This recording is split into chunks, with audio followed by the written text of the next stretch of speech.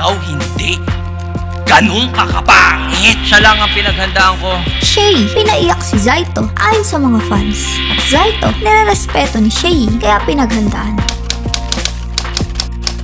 Ilalabas na sa wakas ang isa sa pinakainabangang battle noong PSP Gapo na Shay vs Zaito. Medyo matagal-tagal na rin kasi wala nang huling mapanood na bumattle si Shay habang ilang buwan na rin makaraan ang sumalang si Zaito sa Isa Buhay 2023 kontra kay Jake. Sa mga naunang preview pa lang ay pinahayag na ni Shay ang determinasyong mapanalunan ng ₱1,000,000 premyo at championship ring ng Matira Mayaman Tournament. Kaya naman, hindi na nakakapagtakang pinaghandaan nito ng mabuti ang debut battle nito kay Zaito. Umpisa pa lang ng round 1 ni Shay ay ramdam na ang pagpapaulan nito ng mga multis at wordplay. Consistent ang mga atake ni Shay at walang lumaylay maski isang round nito. Hanggang sa huling round ay napaka-professional ang performance ni Shay kahit pa ilang taon na rin nang huli itong lumaban sa flip top. Nanalo man si Shay ay binati pa rin ng mga hurado si Zaito sa naging performance nito bagamat hindi ito masyadong makapaghanda dahil tila raw nag-freestyle lang ito buong laban. Nanaig si Shay kay Zaito sa score na 7-0 at siyang mag-a-advance sa semis na haharap kay 6-3. Dinagsa naman ng mga papuri ang performance ni Shay sa comment box lalo na ang naging pahayag niya tungkol sa dahilan kaya niya pinaghandaan ng maigi si Zaito. Saka di porket si Negro lang kalaban, light na bara kong dala sa prep ay naghigpit para di sayang baba nila kasi ako tagaligpit kapag nagkakalat ka na. Kahit matik swift to siga, pinakita ko ang best ko kahit di magsalamin. Malinaw sa hurado na mas mababa specs mo pero di porket sinulatan kita ibig sabihin malakas ine-expect ko ka.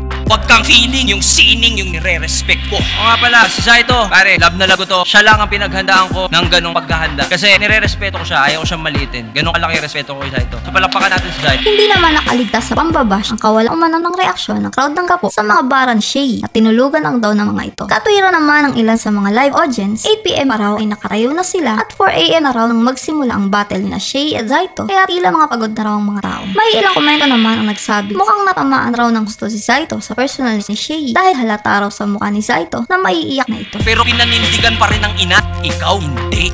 Ganun kakapangit. Iniwan pala pagtapos iire para ng aso. Pinamigay parang ulam na nabili sa kanto. Kasi ilang dekada na lumipas wala talagang plano. Kung uhaw sa'yo yon, sana ginalaw niyo yung baso. Ang hirap niyang lunukin. Pero bakit kaya Aling Lorna, ma'am, kung asa ka man, mung inalagaan nyo lang sana to, hindi to nagkaganto. Hindi sana to nagbisyo at hinapariwara. Sa na Koreano, hindi na siguro mas may sense to pag nagsalita. Sa babae may respeto, di nangangaliwa. Kung saan na kami ni Ana may nag-aagawan, sino kamukha. Magulang niya, malamang, nagtuturuan.